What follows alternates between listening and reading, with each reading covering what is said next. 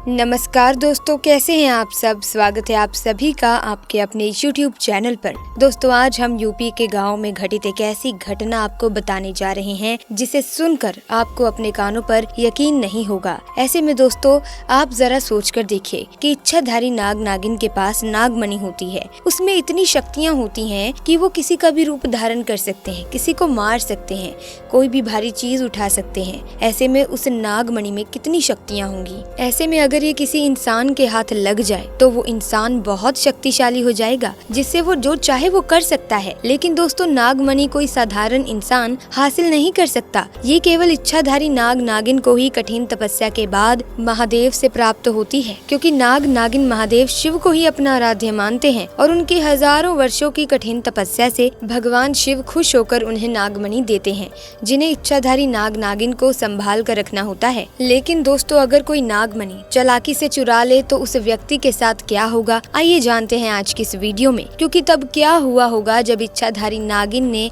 बच्चे को जन्म दिया, लेकिन व्यक्ति की एक गलती पर इच्छाधारी नागिन ने उसके साथ जो किया, सुनकर लोगों के होश उड़ गए। दोस्तों, ये चमत्कारी घटना है उत्तर प्रदेश के एक छोटे से गाँव खेरगढ़ की। दरअसल ये घटना घटित हुई महेश जी के साथ, जो महेश करीब आज से 5 साल पहले एक साधारण एवं गरीब किसान का जीवन व्यतीत करते आ रहे थे। वो अक्सर जंगल में अपनी बकरियां चराने भी जाया करते थे और खेती बाड़ी का काम कर लेते थे।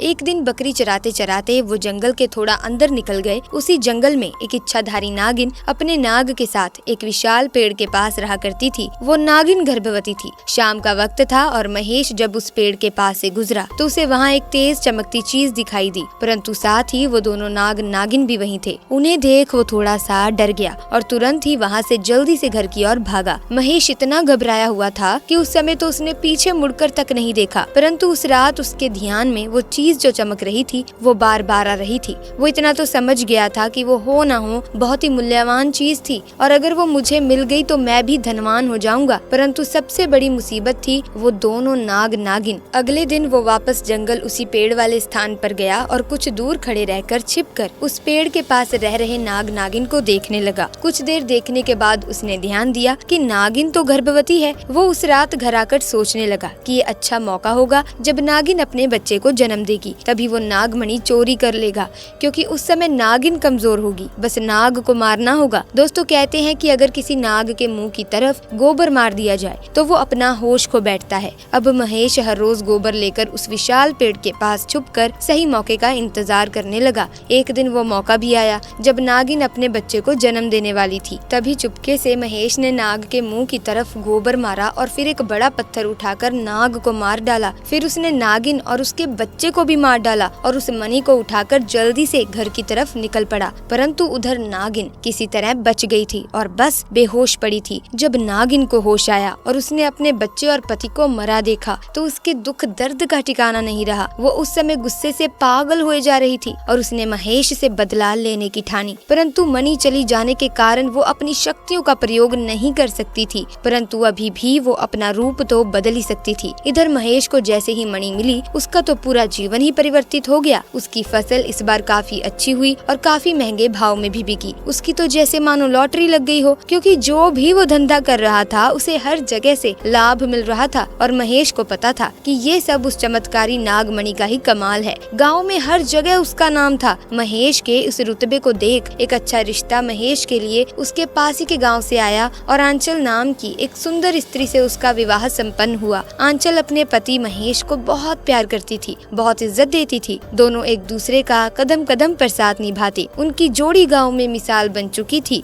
उधर नागिन भी एक पुरुष का रूप धारण कर दीपक नाम से महेश के यहाँ उसका मुंशी बन गया और महेश का विश्वास जीतने लगा। महेश भी दीपक के व्यवहार और वफादारी को देख उसे अपने भाई समान ही मानने लगा। एक दिन आंचल अपने पति महेश के पास आती है और बताती है कि तुम पिता बनने वाले हो, मैं गर्भवती हूँ। ये सुन महेश की खुशी का ठिकाना नहीं रहा। उस दिन वो खुद अपने मुंशी दीपक के पास गया और बोला कि देखो दीपक, मेरा कोई भाई नहीं है, परंतु जब से तुम्हारा साथ मिला है तुम मेरे सगे भाई से भी कहीं अधिक बन चुके हो। आज मैं बहुत खुश हूँ, इसीलिए आज मैं अपनी पत्नी और तुम्हें एक खास जगह ले जाना चाहता हूँ, क्योंकि मेरा इस दुनिया में तुम लोगों के सिवा कोई नहीं है। और वो अपनी पत्नी और दीपक को कार में बिठाकर गाँव के कोने में ले जाकर कार एक छोटी सी कुटिया के सामने रोकता है और बताता है कि जब वो छोटा था तभी इसी कुटिया में उसकी माँ की जान संतान उसे जन्म देते ही चली गई थी। उसके पिता तो पहले ही गुजर चुके थे। तब एक बूढ़े बाबा ने उसकी माँ को वहीं दफना दिया था और महेश को उसी बूढ़े बाबा ने पाला था।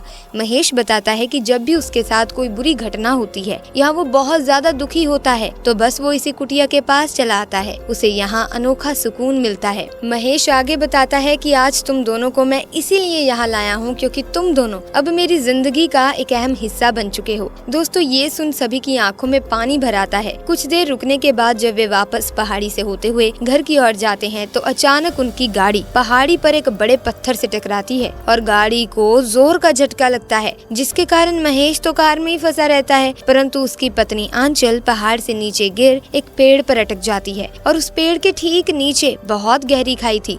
दोस्तों वो रात कार्तिक पूर्णिमा की ही थी। दीपक अपनी शक्तियाँ पाकर पुनः नागिन रूप धारण कर लेता है। महेश दीपक को देखकर चौंक जाता है क्योंकि दीपक अब नागिन में पुनः बदल गया था। वो नागिन महेश को बताती है कि कैसे ठीक इसी तरह वो भी इस स्थिति में फंसी थी जब महेश ने उसका पूरा घर संसार लूट लिया था, उसके बच्चे और पति को मारकर। लेकिन आज मेरे पास बदला लेने का एक अच्छा मौका है। महेश घायल गाड़ी में फंसा हुआ था। रो रो कर नागिन को बोलता है, भले मेरी जान ले ले परंतु मेरी पत्नी गर्भवती है, उसे छोड़ दो। परंतु तभी उस नागिन को अपनी वही स्थिति याद आती है कि क्या होता है जब कोई अपना छिन जाता है। ये जिंदगी का सबसे बड़ा दुख होता है। दोस्तों नागिन ने महेश का उसकी पत्नी के प्रति सच्चा प्यार देख उसे माफ कर दिया और आंचल को उस पेड़ से निकाल बचा लिया तथा दोनों को हॉस्पिटल छोड़ खुद वापस जंगल में उसी विशाल पेड़ के पास चली गई। जब महेश हॉस्पिटल से स्वस्थ होकर अपनी पत्नी के साथ घर वापस लौटा तो उसने अपनी गलती महसूस की। उसे अपनी गलती का एहसास हुआ कि उसने जाने अनजाने में